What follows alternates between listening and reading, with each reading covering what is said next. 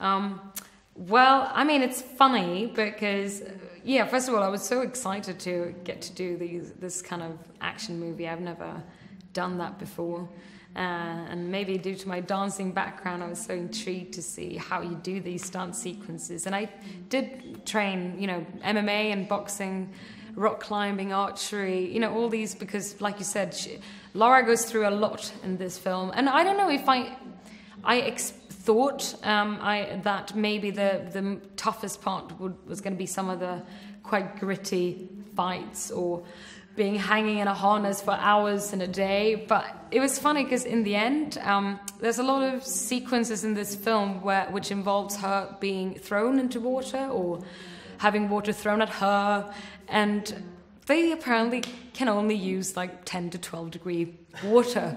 So it ended up being extremely cold and painful, and that was by far, it was like, you know, when you have a bad migraine or toothache, it's like your body can't really distance yourself from that pain. So I think that was the most difficult in the end.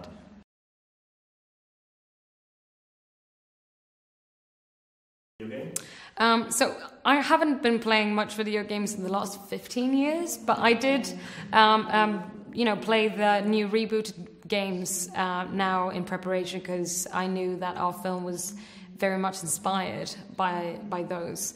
But I was a kid who did play video games, and I was probably around 8, 9, 10 when the first video game came out, and I was, as a young girl, blown away that it was a female protagonist in a video game, and I had never seen that before. And yeah, later on I played mostly like computer games. I liked like point and click games like Monkey Island and Broken Sword. Yeah.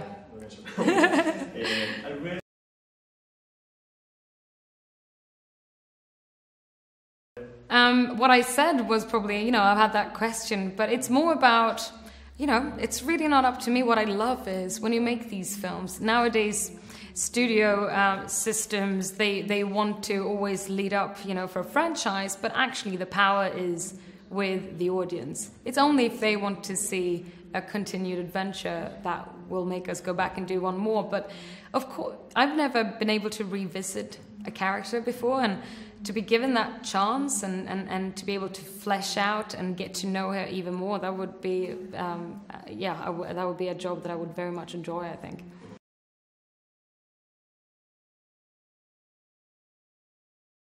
Yeah, I probably first got really excited because she is the iconic character then she is, and then probably I woke up the day after, was freaking out just due to that fact, because she is a character that has such a huge following and a huge fan base. And of course, not only me, but everyone involved in this film wanted to make sure that we honor you know, the essence of the Lara that is the reason why people have continued to follow her over all these years. But then I've also felt like it's our, you know, duty, also as storytellers, to make sure that, yes, we need to stay true to the character, but we also need to push boundaries a bit.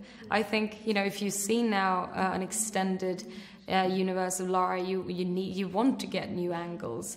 You want, as hopefully a fan, to see maybe the background, which this is, an origin story, to see how she becomes the action hero that we so well know her to be.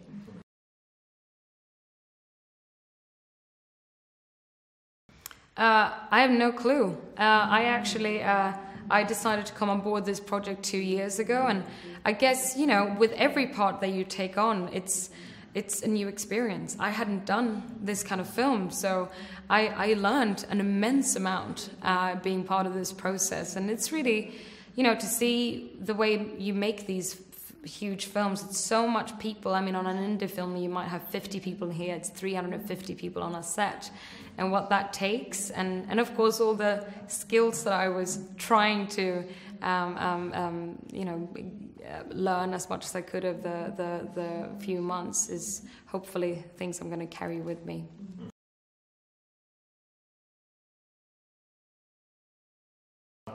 I mean that thing of being, because I think a lot of films, even I thought that most, you know, film are very assume that they're CGI heavy.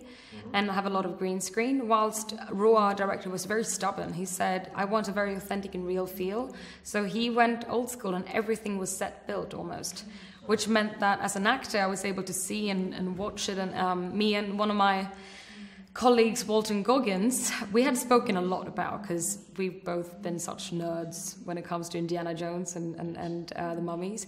So we walked in the first day in the tomb and we were just like jumping around like little kids, because we're like, I actually get to walk into, I mean, when I was growing up, I read books about Egyptian mythology, I read about history, and it really felt like I was able to go into a visual world of all these fantasies that I had when I was a kid, which was fantastic. Okay. Yes, thank you so much for your time. Good luck.